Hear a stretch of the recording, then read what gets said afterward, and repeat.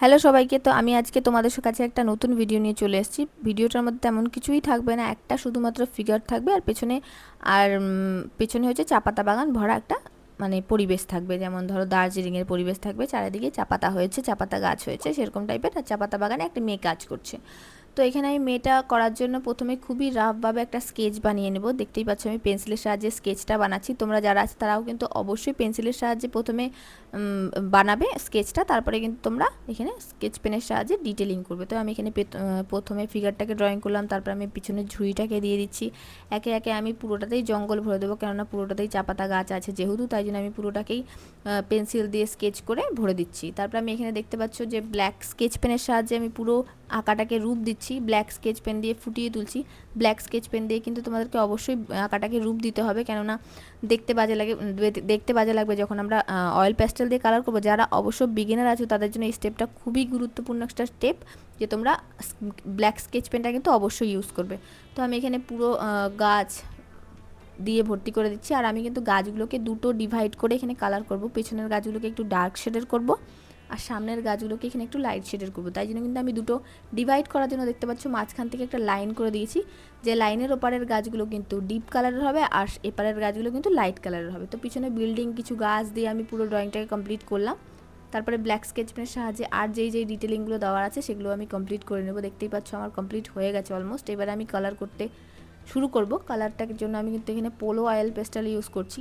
Polo oil পেস্টেলটা দিয়ে আমি পুরো আকাশি কালারটা দিয়ে আকাশটাকে কমপ্লিট করে নেবো। যেরকম আমি তোমাদেরকে বললাম যে পেছনের জঙ্গলটাকে আমি একটু ডার্ক করব, তাই জন্য কিন্তু আমি এখানে ফুশিয়ান ব্লু, তারপরে ডিপ গ্রিন, তারপরে কিন্তু ওপরে লাইট গ্রিনটা ইউজ করব। এখানে এই তিনটে কালার দিয়ে কিন্তু আমি পুরো ড্রয়িংটাকে কমপ্লিট করে নেবো। পেছনের ঘাসগুলোকে আমি কমপ্লিট করে নেবো, সামনের ঘাসগুলোকে কিন্তু আমরা একটু লাইট কালার বানাবো।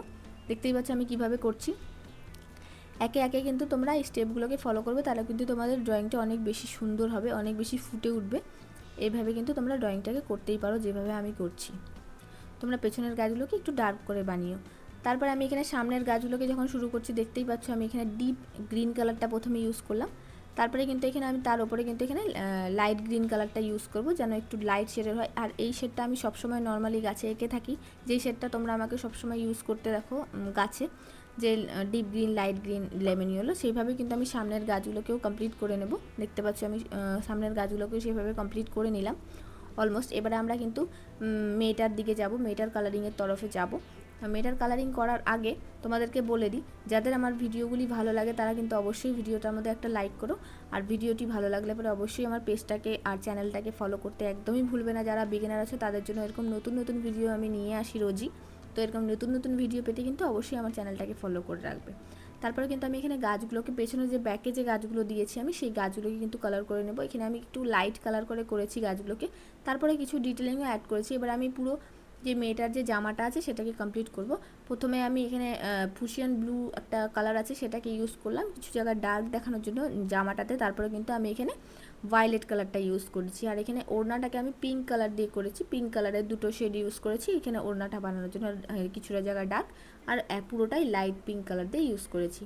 তারপরে কিন্তু এখানে আমি পিছনে ঝুড়িটা ওড়নাটা বানিয়ে দিলাম। ওড়নাটা তো আমি যেরকম গায়ের জামাটার কালার করেছি সেরকমই বানিয়েছি। আর ঝুড়িটাকে এখানে আমি একটু ব্ল্যাক দিয়ে প্রথমে আমি একটুখানি শেড করে নিয়েছি। তারপরে কিন্তু গাটাকে পুরোটাই একদম ডিপ ব্রাউন করে দিয়েছি। তারপরে কিন্তু আমি এখানে গায়ের কালারটাতে যাব। প্রথমে আমি গায়ের কালারের জন্য ইউজ করেছি হচ্ছে গিয়ে লাইট ব্রাউন কালার, তারপরে কিন্তু এখানে আমি পিচ কালারটা ইউজ করে দিয়েছি।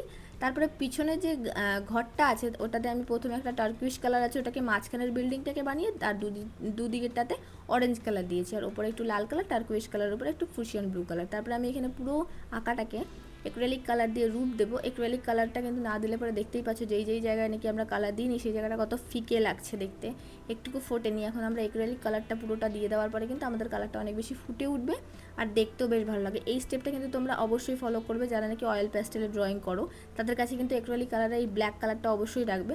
আর এই ব্ল্যাক কালারটার সাথে সাথে একটা হোয়াইট কালারও রাখতে পারো, সেটা আরও দেখতে সুন্দর লাগে।